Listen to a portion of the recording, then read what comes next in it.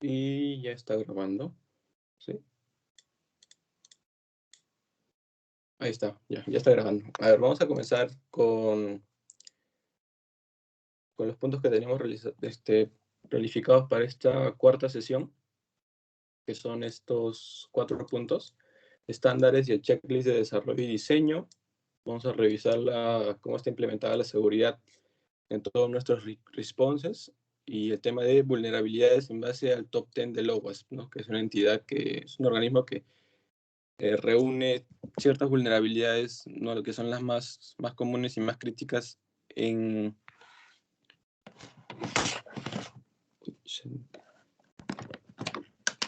que son las más críticas en toda página web. A ver, un momento. Y por último vamos a ver cómo se hace el uso del DevOps para hacer el check-in y el check-out de las fuentes. Es para ver cómo vamos a clonar un repositorio, cómo vamos a bajar los cambios, cómo vamos a hacer revisiones incluso de cuando tú subes un código y luego de unas semanas ha cambiado su comportamiento. Entonces tú puedes revisar el historial. Vamos a revisar el historial de cambios. También cómo hacemos cuando hemos hecho un cambio y queremos revertirlo antes de hacer esa subida. Vamos a hacer esos ejercicios y con eso ya cerraríamos esta cuarta sesión. ¿Ya? A ver, vamos a comenzar con los estándares y checklists de desarrollo y diseño. Como ya habrán visto las grabaciones, las sesiones previas, toda esta capacitación va a estar en base al desarrollo de una página web, con Angular, que es para el frontend, y Java, que es para el backend. Entonces, este estándar y checklist de desarrollo está orientado a la implementación con Angular. También se podría implementar, ¿no?, en otros lenguajes, ya que su uso son directrices más que nada de diseño, pero netamente ahorita lo que tenemos es para ver los ejemplos con Angular, ¿sí? Un poquito más para ponerlos en contexto, nosotros usamos esta librería, que es el PrimeDG, que es una librería acá open source, el cual da componentes para distintas arquitecturas, ¿no? Por ejemplo, con React, Vue, incluso Java, con Java Server Faces, y uno de ellos es el PrimeNG, que es para Angular, ¿sí? Entonces, esta es su pantalla de documentación. Acá lo voy a pasar por el chat para que de repente lo tengan en consulta. Acá lo pongo. Ok, ahí está enviado. Y acá, esta es la documentación tal cual. Entonces, yo cuando quiero implementar, por ejemplo, algún tipo de código o no encuentro algo, aquí están todos sus componentes: el input text, el key filter, etc. Entonces, ahorita el ítem que vamos a revisar con precisión es para el checklist, ¿no? Entonces, el ítem que necesitamos aquí es a ver, responsive. A ver.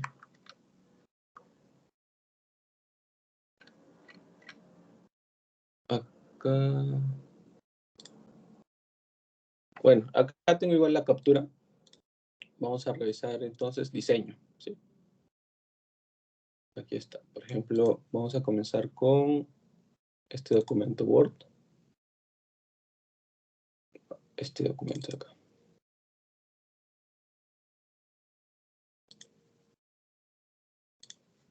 ¿No? Y acá están los estándares. Voy a ver esto en solo una página.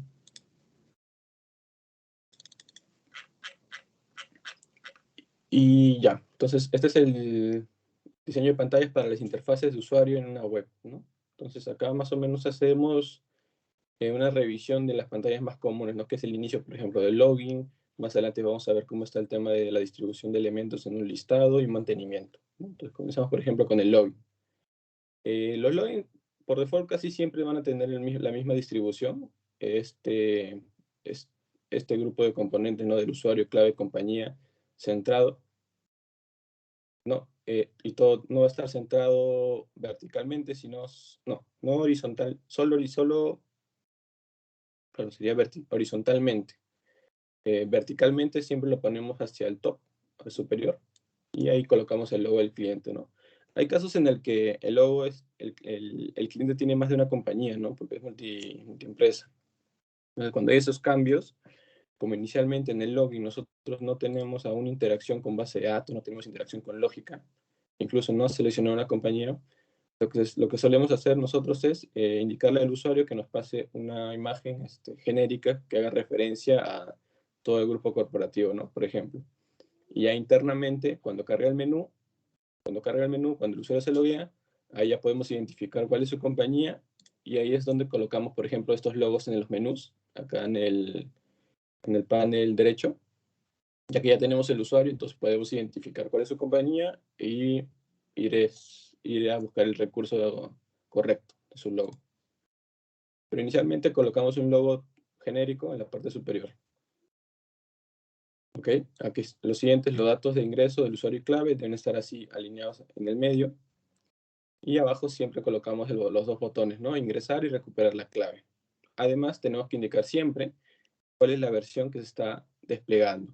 En desarrollo quizá podemos mantenerlo, pero nosotros cuando hacemos un pase, un deploy a producción, siempre lo versionamos, ¿no?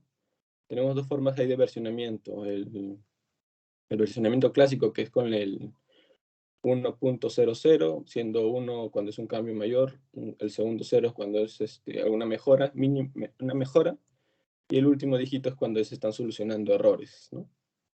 El otro que también hacemos cuando es una cantidad considerable es agregar el tema de la fecha y hora del despliegue. Para con esto saber corroborar incluso con el tema del versionamiento en el Git, que ahorita que es el cuarto punto, y saber qué cambios se han subido y qué cambios no se han subido. Entonces, para eso también va a ser muy importante saber hacer comentarios en los push de los requests que hagamos en el versionamiento, ¿sí? Entonces, acá siempre colocamos aquí abajo.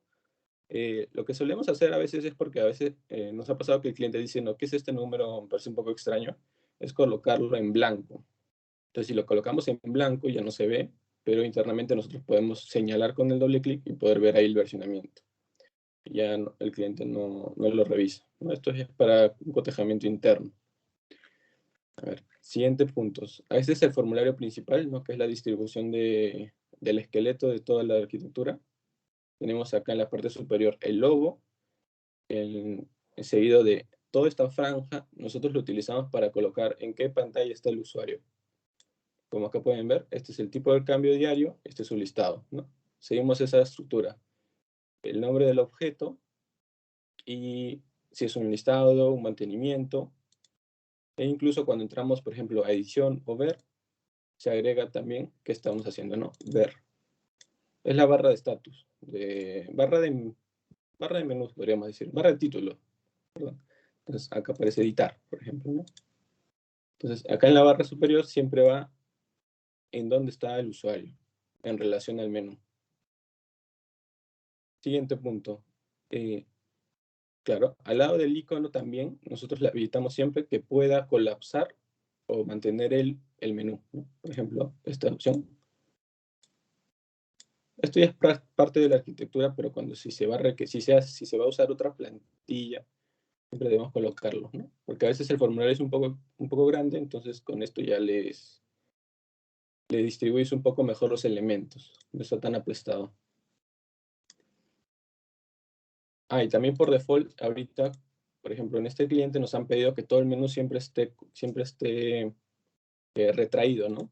Porque a veces nos piden que esté extendido, pero eso es cuando ya son pocas opciones, ¿no? En este caso, si extendemos esto es demasiado, no es práctico para el usuario tenerlo todo desplegado. Entonces, hay esa variación también. Pero esto ya lo vamos a ver en la parte de Angular, que es solamente una propiedad que se pueden cambiar para desplegar o no desplegar los componentes del menú.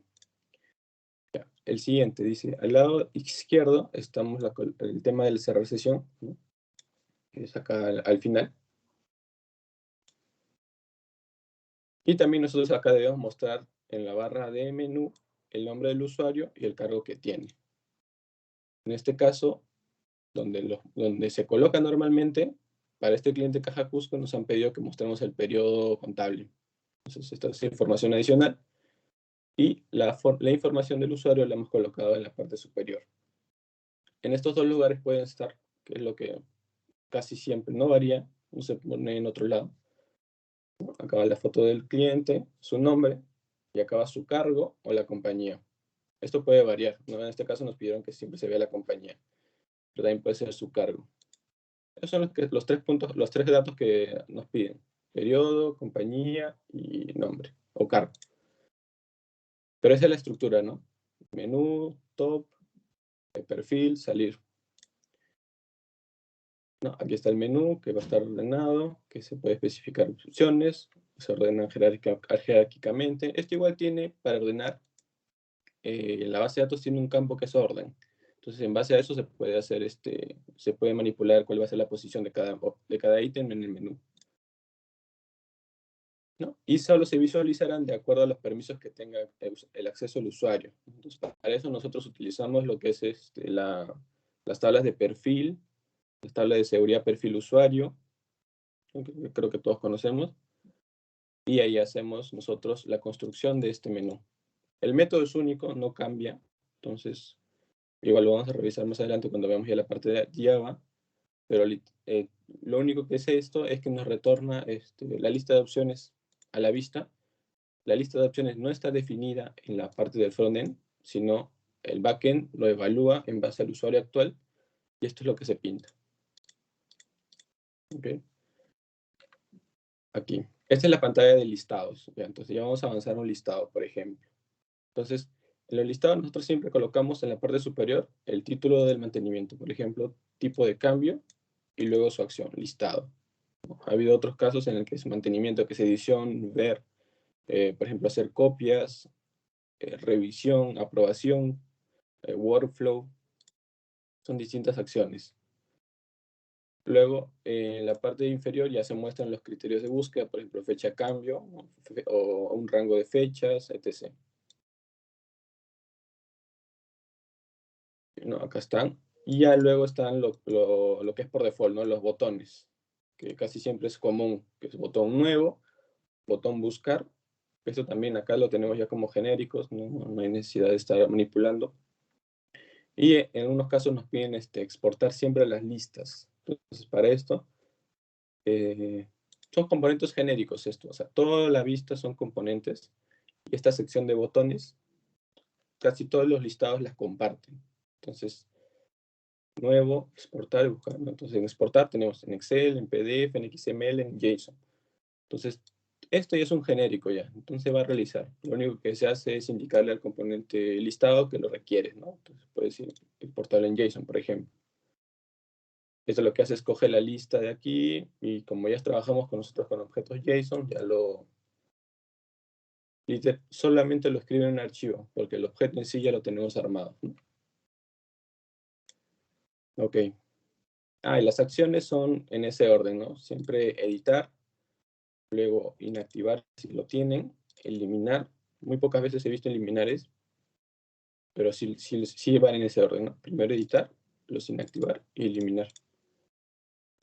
Luego, el resultado se va a encontrar, bueno, en la parte inferior, y el orden más o menos que siempre colocamos es primero el tema del código, la descripción, y al final colocamos el estado, ¿no? En este caso nosotros usamos ciertos colores. Esto ya depende del cliente, o casi siempre utilizamos, ¿no? Cuando está, por ejemplo, en rojo, en inactivo o rechazado, le damos un estilo de que sea de rojo. Si está en preparación, solicitud o activo, o naranja. Y cuando ya está aprobado, lo ponemos en color verde. Esto igual, en Angular, cuando lo veamos, es manipulación de estilos en base a un código de estado, ¿no? Se le pasa qué códigos de estado van a ser cierto color, y ya Angular lo procesa. Pero siempre el estado lo ponemos al final, ¿sí? Al inicio del código, bueno, las acciones también más al inicio. Otra cosa que sí hemos visto, por ejemplo, cuando tu tabla tiene muchas columnas, el usuario tiene que hacer scroll hacia la derecha o izquierda. Nosotros ahí las acciones o la ponemos al inicio o la ponemos al final también. O si ya es muy extenso número de columnas, lo podemos duplicar, ¿no? Poner los 3 al inicio, los 3 al final, para que el usuario se hace scroll, no tenga que volver de nuevo al inicio. Leo aquí, ya, este es el mantenimiento, ya, este es el formulario de ingreso de datos. Entonces, acá lo que les digo, cuando uno le da nuevo, aquí en la barra de estado también debe indicar que es nuevo, para que sepa en qué acción está el usuario. Bueno, acá los campos ya están debajo, y también siempre nosotros agregamos lo que es la auditoría, ¿no? Que es esta parte al final, que es el usuario de modificación, fecha de modificación, o hasta en algunos casos puede llegar hasta la creación, ¿no? Y los botones también que van a la parte final, guardar, salir.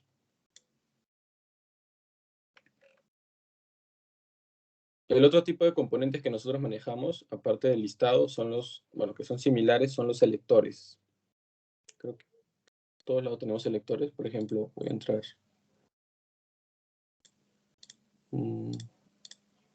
acá, por ejemplo. Voy a editar esto. Y, por ejemplo, aquí. No, entonces, este es un selector, por ejemplo, acá voy a buscar un proyecto. Ya, este es un selector, por ejemplo, es un buscador. Entonces, acá que nos dice que igual el título debe estar en la parte superior, en mayúsculas, indicando a qué tabla o bajo qué grupo ¿cuál va a ser el grupo objetivo, ¿no? En este caso son empleados y otros, porque también puede variar a proveedores, clientes, etc. Igual los filtros deben estar abajo y los botones deben estar igual, buscar y salir, ¿no? Bueno, en este caso está solo el buscar, el salir lo hace con la X o con el escape y se cierra el diálogo.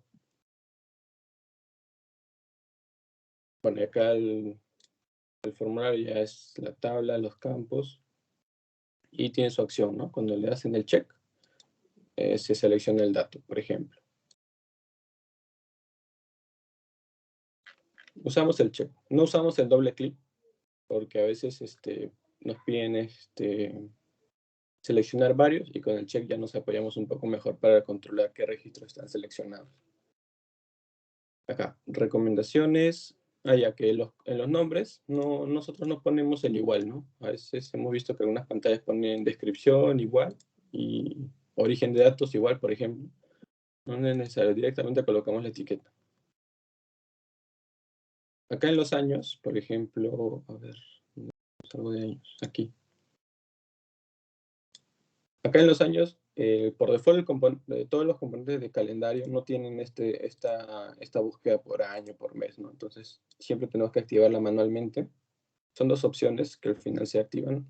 Igual lo vamos a ver en el ejemplo cuando ya vemos un caso en preciso enlistado, pero estos dos controles siempre deben estar presentes, ¿no? Para que el usuario pueda interactuar. Porque nos ha pasado que no lo hemos colocado y el usuario quiere poner su fecha de nacimiento, entonces tienes que estar regresando hasta 20, 30 años atrás, ¿no? Y con esto ya se puede navegar un poco más rápido.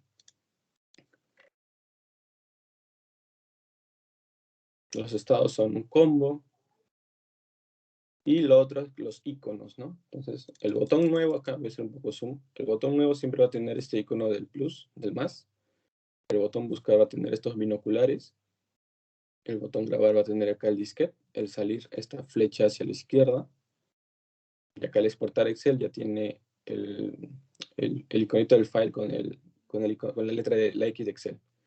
Nuestros buscadores van a tener este signo de lupa, igual que el buscar.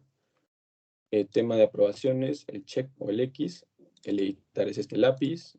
Inactivar o eliminar es con la X. El ver es con el search.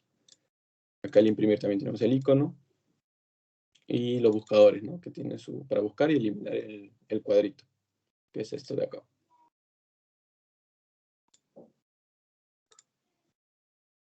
¿No? Que puede buscar y eliminar.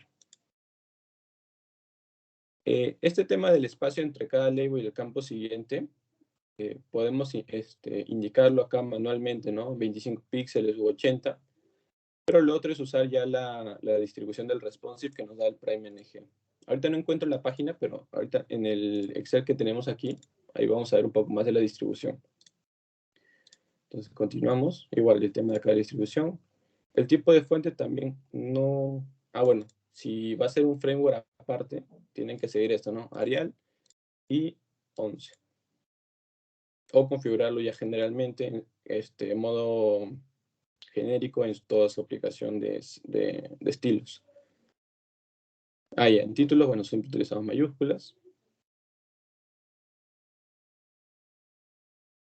Bueno, acá hay que revisar siempre, ¿no? El uso de minúsculas y mayúsculas, evitar la redundancia. Hay unas etiquetas, por ejemplo, que a veces tienen 3 hasta 4 palabras y se podría utilizar 2 y no pierde su significado.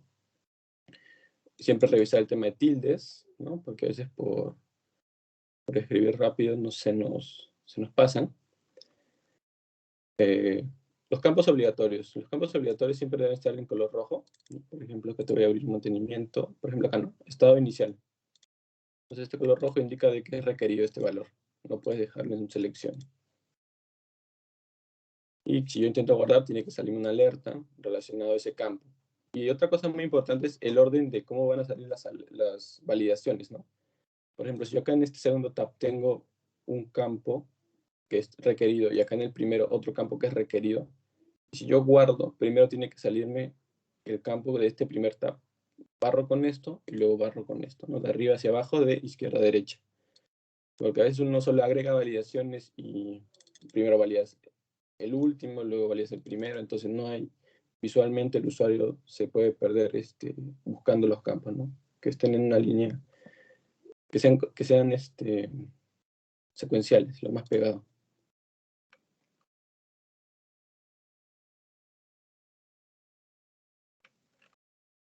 No, y acá ya pasamos al checklist, ¿no? Creo que les mencioné verde, que ya tiene el tema del responsive. A ver, vamos a ver primero el responsive. Acá en Angular con Java nosotros utilizamos esta distribución de 12 columnas. ¿Sí? Entonces, toda nuestra pantalla siempre la dividimos en 12 columnas, este segmento. Y acá podemos hacer visualmente, por ejemplo, si queremos que un componente ocupe toda la pantalla, le vamos a dar un valor de 12. Ahorita les digo dónde se coloca ese 12. Si queremos la mitad, 6 y 6, ¿no? Podemos hacer distribuciones de 4, 4, 4, o también 4 y otro 8, ¿no? Pero todo es en base a 12. Y estas son las clases que tenemos que usar, ¿no? Que es el UIG, G12, y acá ven 3 columnas, ¿no?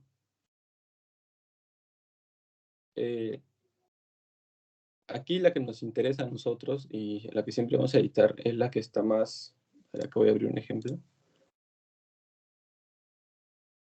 es la que está más a la izquierda, no digo, más a la derecha. El LG es la que mide pantallas, o sea, cada columna va a hacer un comportamiento para cierto tipo de tamaño de pantalla. El LG es para pantallas large, que son 1080 por 1900 por 1080, por ejemplo, ¿no? Que son para PCs, computadoras.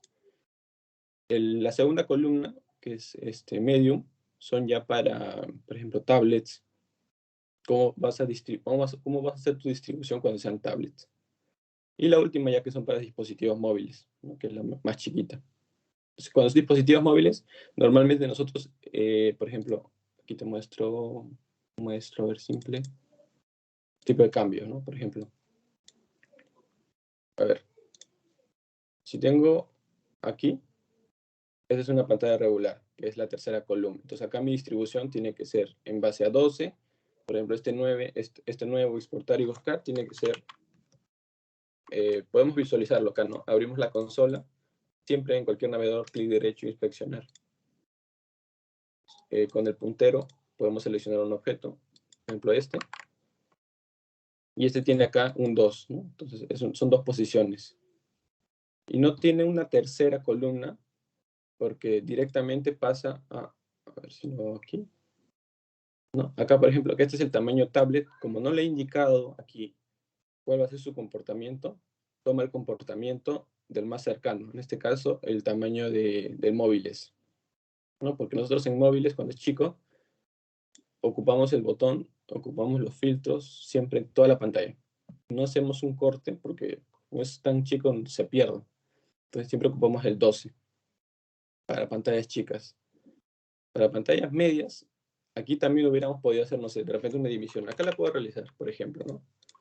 Puedo modificar esto. Ah, no, pero acá no tengo la tercera opción. Entonces, esa es la idea. Esos son los tres tamaños. Móvil, puedes jugar incluso si acá lo tienes, no lo puedes acceder en celular, pero en este caso este IP está público, entonces sí podría probarlo directo al celular. Ese es el primer tamaño. El segundo tamaño es en el que cambia, que es tamaño tablet. Y el tercero ya es el último, ¿no? Que es el tamaño PCs. Igual, siempre utilizar esa relación de 12 columnas.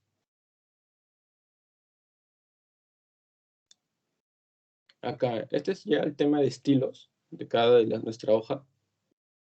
Por ejemplo, acá el botón, cuál es su tamaño, ¿no? Los tamaños de cada botón. Por ejemplo, las columnas, la columna acción, la columna fecha, todo esto ya tiene anchos predeterminados que están definidos nosotros en este Excel, pero que al final están pasados en una hoja de estilos. Ahorita se los muestro. Por ejemplo, tenemos este proyecto y acá nosotros en los estilos ya tenemos identificados, ¿no? 150, 200 por cada uno de las columnas, ¿no? Un header de nombre medio, un correo, una dirección, el UIGEO, por ejemplo, cuando son códigos, código chico. Entonces todo esto ya está definido en una hoja de estilo y nosotros, y acá les voy a dar, por ejemplo, un vistazo rápido como es lo de Angular, nosotros agregamos en cada una de las columnas esa clase, ¿no? Ya no codificamos anchos directamente, sino utilizamos el tema de clases para que sea más general. Bueno, y esto ya acá es un resumen de lo que hemos revisado en el Word. Y acá lo único que podríamos repetir de repente.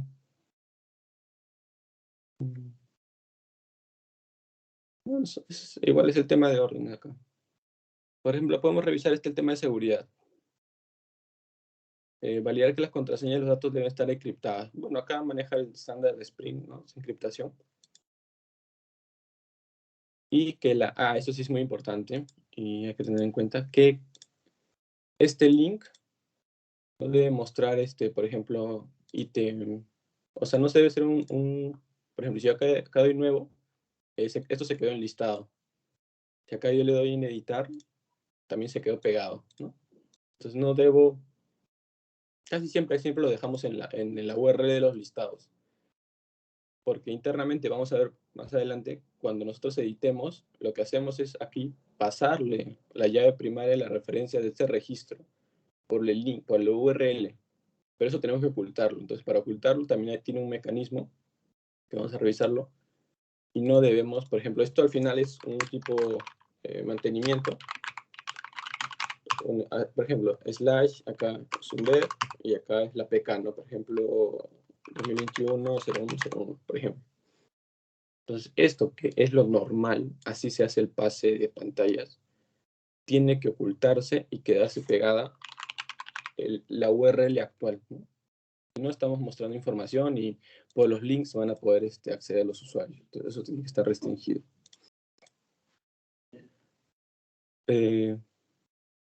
Ya, también esto, ¿no? Que al momento de crear la pantalla de login, por ejemplo, en usuario, no debe quedarse la opción, ¿no? Porque a veces cuando nosotros logueamos una vez, a la segunda ya se queda pegado.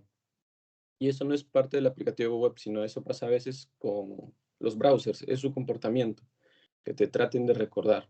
Pero eso se debe inactivar con acá tengo la propiedad que es el autocomplete off,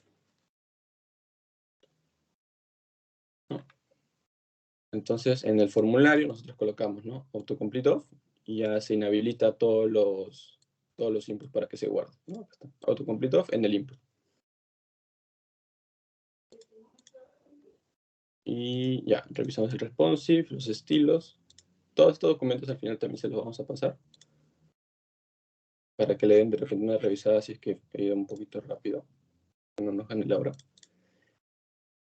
Y ya, bueno, hay un caso, por ejemplo, el tipo de cambio, vamos a revisar, ¿ya? Que este es un mantenimiento sencillo, ¿no? Entonces, si yo hago acá, hago colapso esto, acá están los filtros, los botones, en una expansión de 12 columnas, que es el 100%.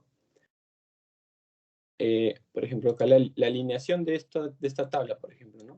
Aquí está todo pegado siempre a la izquierda. Y acá repite, ¿no? Acción, acá está la acción. La fecha.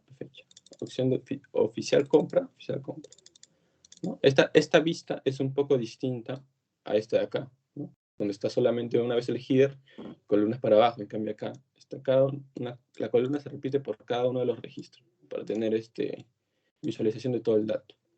Igual esto es una propiedad de los componentes del PrimeNG que se activan para que tenga este comportamiento. Lo que sí hay que fijarnos en la alineación, ¿no? Si bien el Prime te genera esta segunda vista, pero sí tenemos que especificar, ¿no? Que la acción va a ir pegada a la izquierda. Ya vimos la auditoría genérica, el tema de color rojo para campos requeridos, ¿no? Esta, por ejemplo, es una vista en móviles, ¿no? El fecha, el estado. Ya eso sería en relación al primer punto. Ese es un vistazo general. Luego, cuando hagamos los ejemplos prácticos, creo que va a ser un poco más visual. Ya, el segundo punto es el tema de la revisión de la seguridad en las llamadas, ¿no? Acá, como les comentaba, nosotros lo que hacemos es utilizar la seguridad por tokens. Deben haber escuchado que básicamente lo que hace es uno cuando se loguea, por ejemplo, uno cuando se loguea utiliza una API pública.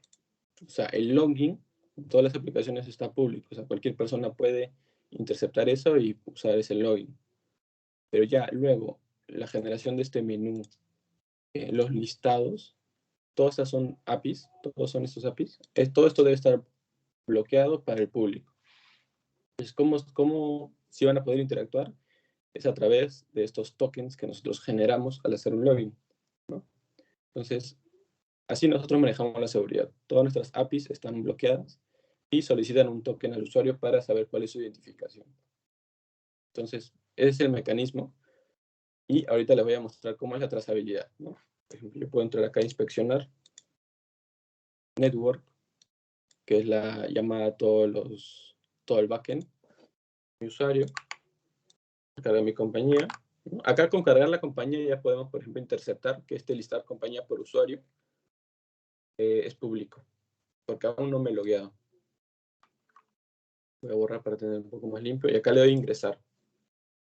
Entonces, cuando ingreso, acá se ejecutan una serie de métodos. El primero es el tema ya del CAPTCHA, que igual lo vamos a ver en seguridad, pero el que nos importa es este ingresar, ¿no? Su método put, este es el link, que es público, pero si vemos acá en el response, en la respuesta de este método, hay una propiedad que es token.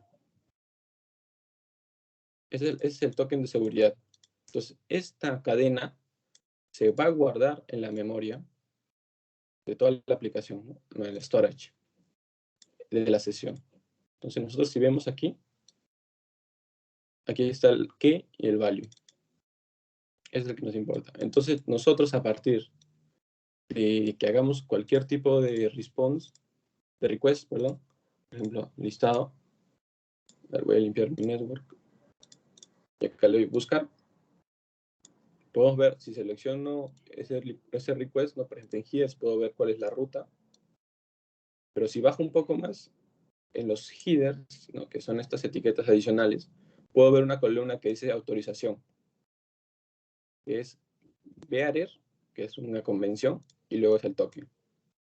Si yo no le mando este token por la cabecera, me va a botar un error 401, y luego Angular también lo tenemos configurado para que reaccione a estos tipos de eventos, si es 401, y directamente te devuelvo al login y te indico, ¿no? Sabes que no tienes accesos.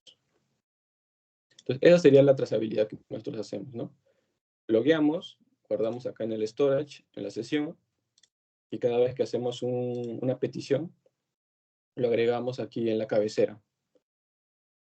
Y esto no es manualmente, ¿no? Entonces, internamente nosotros ya en Angular nosotros manejamos lo que es un componente que intercepta todos los requests a partir de cierto punto y le añade ya los tokens en automático. Pero siempre es bueno saber para qué, porque a veces, no sé, tú no le estás mandando este token y sí te está devolviendo resultados. Entonces, si te está devolviendo resultados y no le estás mandando, ahí tienes que revisarlo, pues, porque estás exponiendo un API que es pública sin seguridad. Y puede ser que sea difícil encontrar, pero sí es una vulnerabilidad, ¿no? Que ante una auditoría siempre te evalúan casi. Esto es lo básico que te evalúan en una auditoría. Hace poco hemos tenido, y esto es lo principal que evaluaron. Adicional a eso te puede poner el tema del CAPTCHA o o de encriptar estos datos, pero esto es básico, ¿no? Listo. Entonces, esto se manda y ya Angular, por ejemplo, nuestras APIs lo que hace es obtiene este token y verifica que que esté activo, ¿no? Porque cada token tiene una fecha de expiración. ¿Ok? Esta cadena. Ya, creo que podemos ver incluso, no creo que por el tiempo ya no nos va a ganar. Ya cuando lo veamos en la parte de revisión de Java, vemos cómo hace el backend. Lo podemos ver ahora, a ver si me carga el proyecto. Que básicamente lo que hacemos nosotros es a todas nuestras APIs le ponemos un filtro, ¿no? Y en ese filtro nosotros identificamos, oye, me estás mandando el token 1, ¿no? ¿Me lo estás mandando? Sí. Ya, ahora espérate, lo voy a revisar. Luego valida, oye, este token está activo, está vencido. Sí, si está recién vencido, ya te dejo pasar. Si no, te devuelve un error 401, que es que el usuario no está autorizado. Entonces ahorita voy a que cargue y les muestro cómo está la distribución de las APIs. Por encima, ¿no? Por encima. Igual lo vamos a revisar cuando hagamos los ejemplos prácticos ya más a detalle. Entonces, por ejemplo, acá yo tengo como un API y esta es mi seguridad API. Entonces, para más o menos ver el ejemplo, lo que se hace es que esta API de workflow, de logística, por ejemplo, si yo quiero acceder a uno de estos métodos, el API de logística lo que hace uso de un filtro de peticiones, y lo podemos ver. El boot es la aplicación por default, la que inicia el proyecto, el API, y voy a maximizar. Entonces, nosotros aquí registramos el filtro, ¿no? Puedes comentarlo para hacer pruebas, pero esto no debería estar, ¿no? Pero acá está indicando cuál es el filtro que vas a aplicar a todas estas rutas, ¿no? Entonces acá nosotros le dijimos, nosotros ya tenemos un genérico, pero uno puede customizar su filtro. Entonces acá lo que hacemos es interceptar antes de que llegue a nuestros APIs. Entonces, para los métodos option que son de revisión, nosotros los omitimos. Y acá ya nosotros hacemos la extracción, ¿no? Del token. Acá obtenemos el token. Reemplazamos el bearer y obtenemos el token puro. Y acá lo que nosotros hacemos es, ya, tengo el token. Si no tengo el token, cuando yo intento hacer este envío, me va a botar, ¿no? Que ya acabó tu sesión, que el servidor está apagado. Entonces, acá hacemos una doble verificación porque cuando llega el API logística, se intercepta el llamado con este filtro y se hace otra verificación con un servidor de seguridad. Acá ven, acá hay una llamada al servidor de seguridad principal. Entonces nuestro API de seguridad principal es el que maneja todas las sesiones, es el que tiene conocimiento de qué token está habilitado, qué token ya venció. Entonces es por eso que desde logística no sabe cómo evaluar un token. Lo que él hace es, ya lo tengo, te lo voy a mandar a seguridad a ver qué me dice. Acá hace uso le inyecta, ¿no? El token, campos adicionales. Y acá si todo retorna bien, continúa. Pero si sale mal, ya entra las excepciones y retorna, ¿no? De que no está autorizado.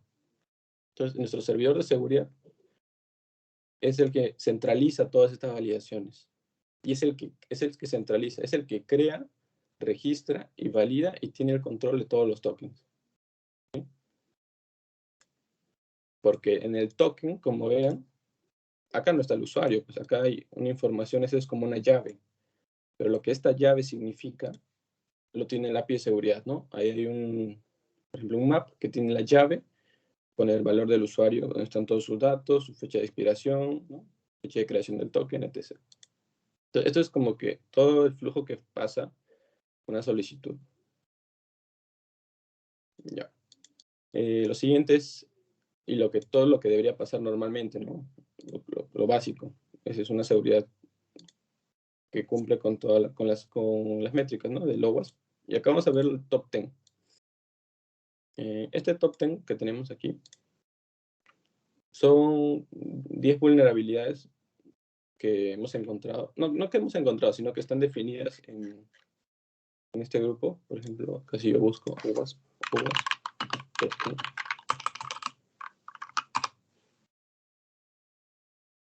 Acá, ORG. ¿No? Acá está Broken Access Control, criptografía, inyección. Todos estos acá en este documento lo hemos evaluado y hemos identificado cómo el sistema debe reaccionar, ¿no? Cuáles son la forma de hacer cumplir, que no vamos a fallar en todos estos ítems, ¿no? Por ejemplo, te voy a poner en una página.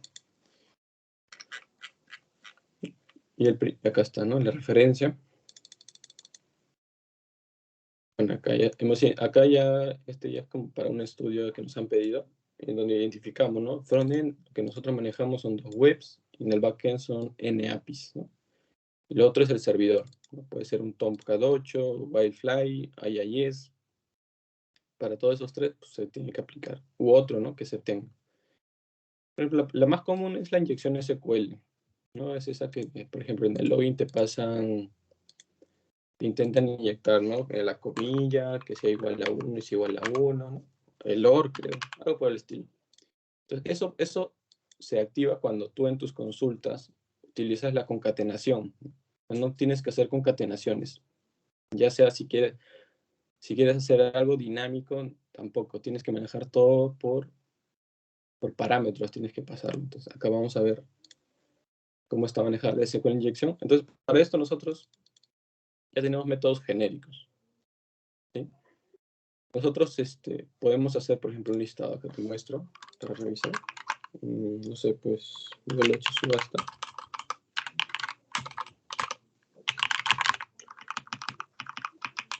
Por ejemplo, este servicio.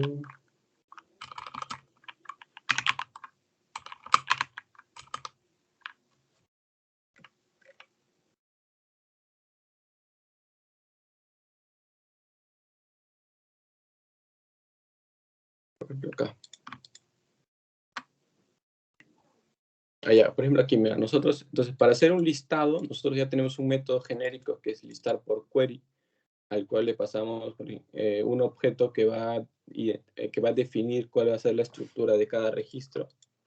Que es simplemente una estructura, un objeto estructura para que haga el match con la consulta y se genere una lista de objetos, básicamente. Le pasamos el nombre del query y parámetros. Esto es lo del punto, parámetros. ¿Cómo se hace el manejo de parámetros?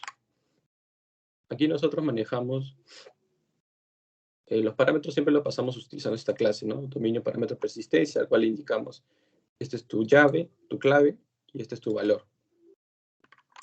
Y este método interno lo que hace es identifica los parámetros, obtiene el query, y lo que hace es no los va a concatenar, sino los va a inyectar utilizando este set parameter, ¿no? Por ejemplo, si es de tipo string, lo va a agregar bajo su modalidad. Si es de tipo date, lo va a agregar bajo un criterio.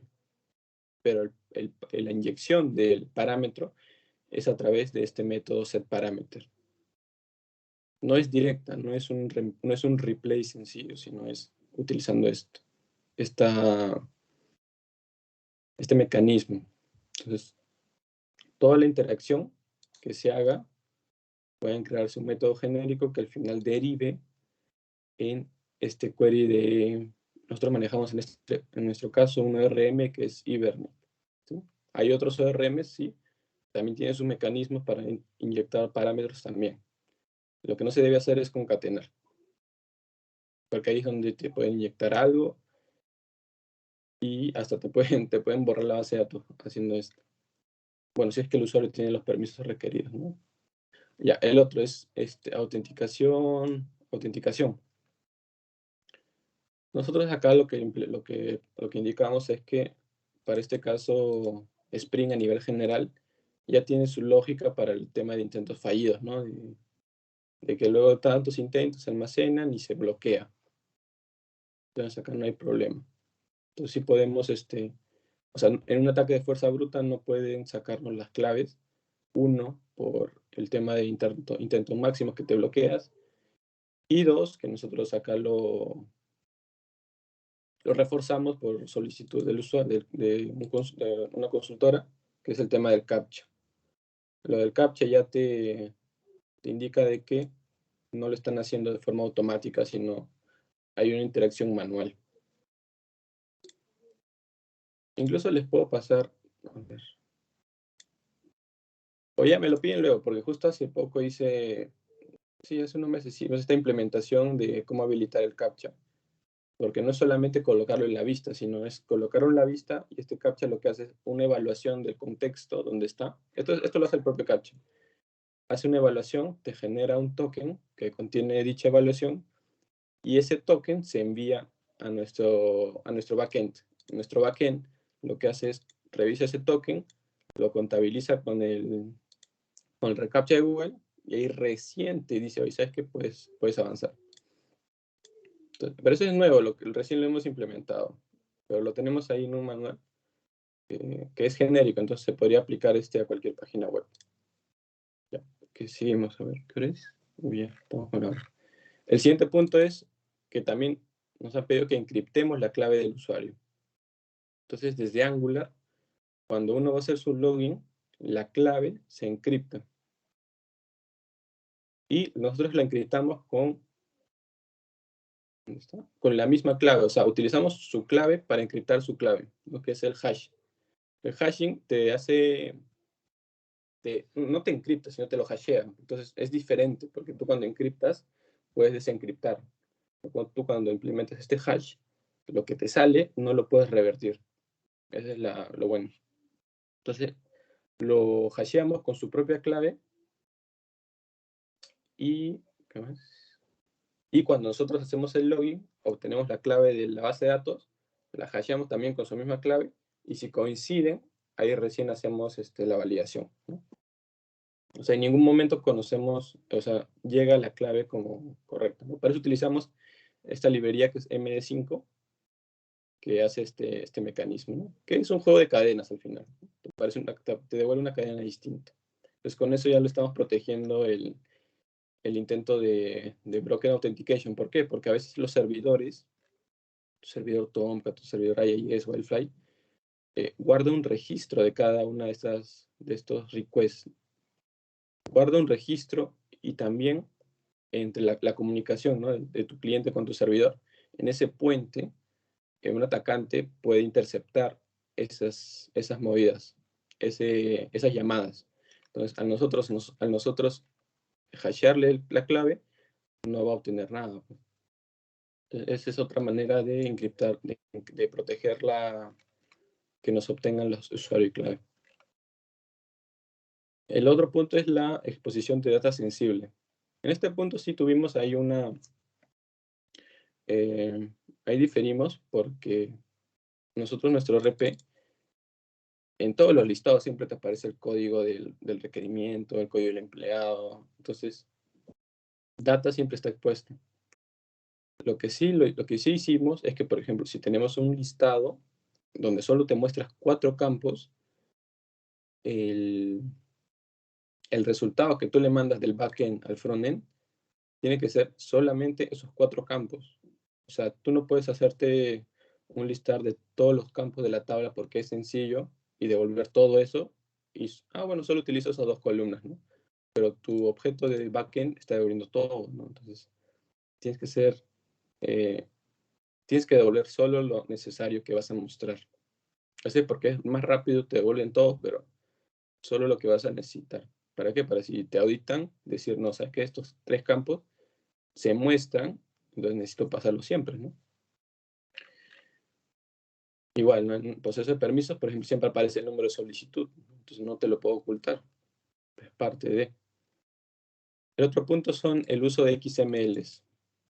Entonces, en lo de XMLs, ahí recomiendan ya no hacer uso de estos XMLs porque tienen muchos huecos de seguridad, ¿no? Que son los, ¿cómo se llama? Los servicios SOAP, todos esos. Entonces, hay que comenzar ya a hacer migración, utilizarnos API REST y emplear los objetos JSON, que son, a ver, creo que sí, acá descargué uno, ahí está, ¿no? Que son ese tipo de objetos con llaves, clave, valor, pistas, null, que es por default el estándar acá en estas APIs REST. Bueno, entonces, en nuestro caso, no utilizamos para nada XMLs en la arquitectura que vamos a revisar. Todo siempre está orientado a la manipulación de objetos JSON. Entonces, el siguiente es el control de accesos. Entonces, como yo les dije acá en el menú, nosotros controlamos qué opciones tiene permitido el usuario, ¿no? Pero también Spring tiene la posibilidad de ir un poco más allá y también identificar si puede modificar, ¿no? Que es el flag modificar, flag eliminar. Entonces, en Angular también nuestros botones están condicionados a esa validación. Entonces, muy aparte del menú, nosotros si revisamos, por ejemplo, el objeto del menú, acá tenemos, ¿no? Flag puede agregar, puede modificar, puede borrar. Si está en S, acá se habilita, ¿no? Si está en N, se le oculta el botón. Entonces también hay que tener en cuenta eso. Que los botones van a estar regulados por las acciones que tiene Spring para modificar, ¿no? Por perfil. ¿No? Y acá está lo del menú que les indico, que nuestro menú lo armamos en base a la seguridad de Spring. Acá utilizamos para el usuario, bueno, acá este es para un usuario administrador, pero lo normal es obtener autorizaciones solamente por un usuario. El otro punto es o sea, que tengas configuraciones de seguridad que estén públicas. O sea, tengas, no sé, pues un documento en donde el cual estén, o sea, pueden estar tus APIs, pero no pueden estar todos los métodos que tienen tus APIs, ¿no? Entonces, para eso, lo que hacemos es, no declaramos un archivo donde están todos los requests, sino declaramos un solo archivo que contiene cada una de las APIs, pero puntual. No ponemos la definición, oye, ¿sabes que este tiene un listar por persona, este tiene un listar por... No, sino solamente un archivo centralizado. No manejamos otro archivo. Es solamente este archivo de env.json que hemos puesto. Por ejemplo, acá les muestro uno. Entonces, al tener todo aquí, yo me aseguro de que si hago cambios en una de estas, va a ser más fácil configurar. Y no tengo en otro lado el API directamente, ¿no? Porque a veces, porque es más rápido directamente en los servicios inyectan esta se llama URL base, ¿no? La URL base, y cuando entras a hacer un despliegue, se compila y de ahí cómo configuras, ¿no? Nosotros utilizamos estos env.json para colocar estas constantes, ¿no? Porque esto al final no se compila, sino va a la par. Y lo mismo tenemos para Java o para, no sé, otros proyectos también podemos ver si... no, pero esto es Java nada más. Entonces, para Java nosotros utilizamos lo que es el Application Properties. Application Properties es un archivo de configuraciones de proyectos Spring Boot. Entonces, nosotros antes teníamos un archivo de configuración para cada API. Pero mira, si te das cuenta, por ejemplo, 2, 4, 5, 6, 7, puedes llegar hasta tener 20 APIs. Y cuando pases a producción no vas a configurar 20 archivos de configuración, pues, ¿no? Entonces hemos hecho igual, se puede hacer un mecanismo para que al momento de levantar los servicios, te pongo un ejemplo, creamos un único archivo de configuraciones, ¿no? Application Properties. Entonces acá ya está toda la configuración que se va a realizar más centralizada. Entonces es un único archivo. Para el backend es Application Properties y para el frontend es el end.json. Entonces no tenemos que configurar nada más para pasar a producción. Porque si lo tenemos muy disperso, es imposible hacer cambios. Se vuelve muy complejo. Entonces siempre hay que utilizar un solo archivo. Lo más mínimo, ¿no?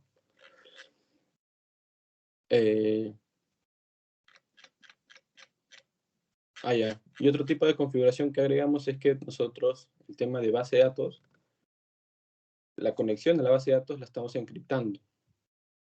Entonces, en este caso, el Apache Tomcat tiene un mecanismo que son los JNDI para almacenar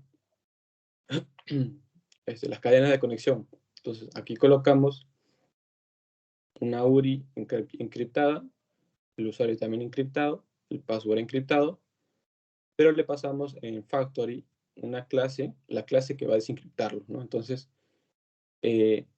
visualmente nos figura los datos, pero en interno se desencripta con una clase que hemos definido dentro de cada proyecto, ¿no? Bueno, que es al final todo está en el core, porque todos serían de ahí. Entonces, lo que hace el Apache Tomcat es va al Factory, busca esta clase, te pasa estos valores encriptados y en tiempo de ejecución ya lo desencripta. Entonces, si alguien encuentra este archivo, no va a poder acceder a los valores. Ese es un método, ¿no? Hay varios métodos que podrías implementar. El otro es el cross-site scripting, que es que dentro de tu aplicación pueden hacer request hacia otras páginas o poner tu propia página dentro de otra página, ¿no? Porque algunos ataques que pueden hacer es que tú tienes hacen una copia, pero vacía. Y lo que hacen es que en el frame principal ponen un link, no ponen un link, sino ponen una referencia a tu página original. Entonces tu página se va a ver dentro de otra.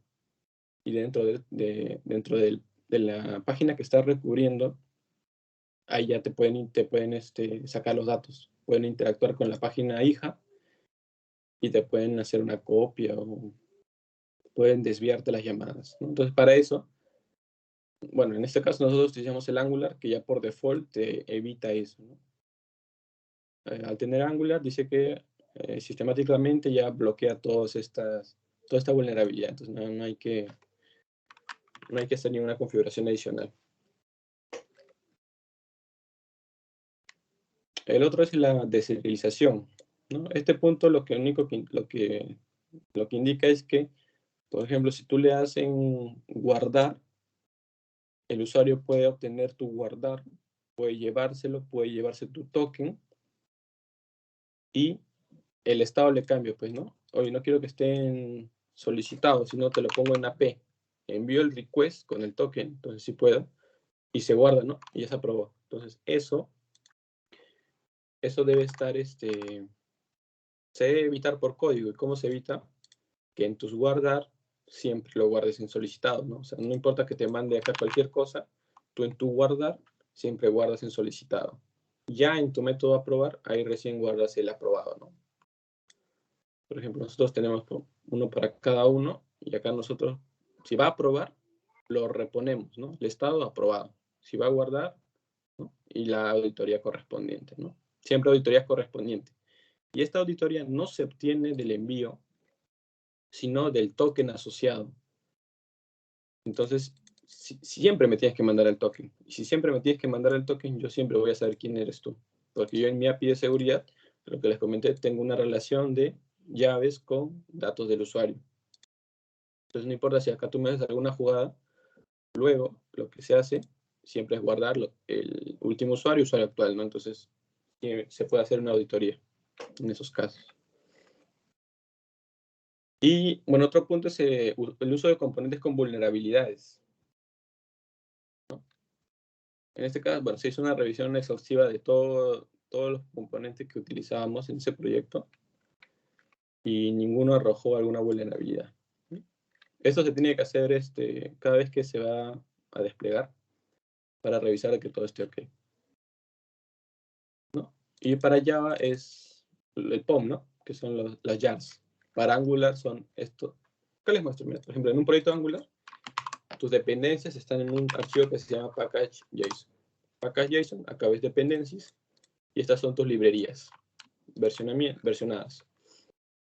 En un proyecto de Angular, de Java, abres tu proyecto, te vas al POM, pones visualmente más fácil, creo que es dependencias, y acá ves, ¿no? Todas tus librerías. Y ahí tenemos que revisar que tal versión no tenga ninguna vulnerabilidad. Está todo ok, hasta se guarda, ¿no? Un registro, se ha verificado todas estas librerías hasta tal fecha, ¿no? Porque puede ser que tú hagas tu revisión un lunes, pero hasta el viernes recién la empresa ha identificado una vulnerabilidad. Pero entonces, normalmente lo que hacemos es un día antes o un par de días antes del pase a producción, revisamos esto, ¿no? Para hacer algún upgrade o hacer alguna modificación. Y lo otro es ya que te dice, ¿no? Que hay una insuficiencia en el monitoreo y en la trazabilidad de logs.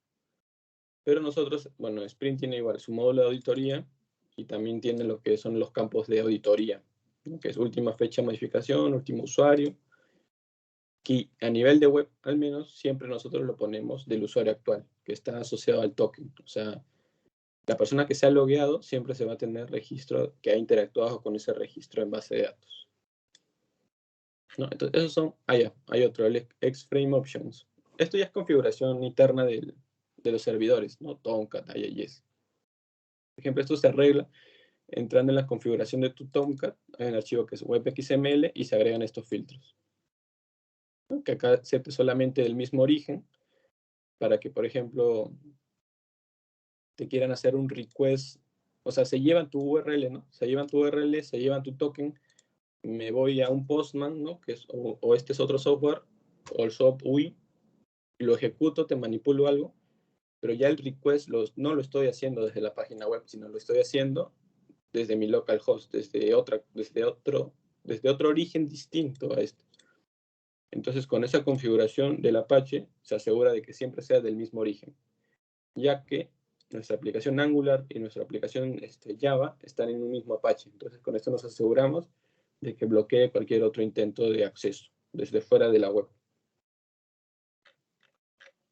Y ya, ese sería el top 10 y cómo hemos analizado cada una de las vulnerabilidades para darle una respuesta, ¿no? Porque cuando te vas a una auditoría, quieren eso.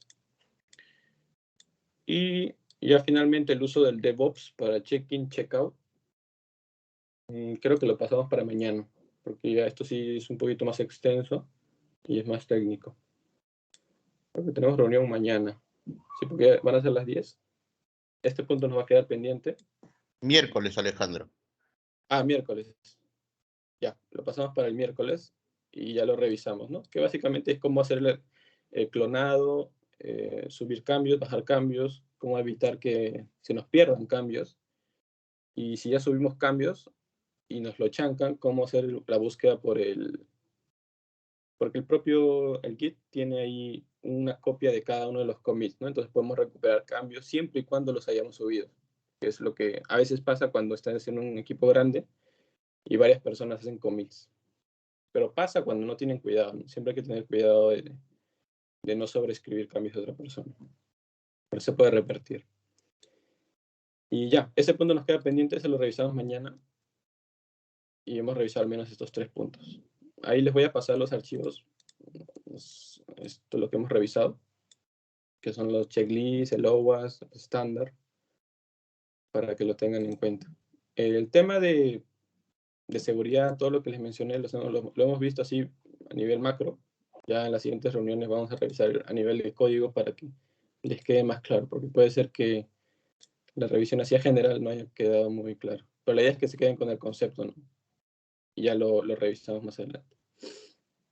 Ya, sería eso. Gracias por quedarse. Y voy a dar pausa a la grabación. Ya, gracias.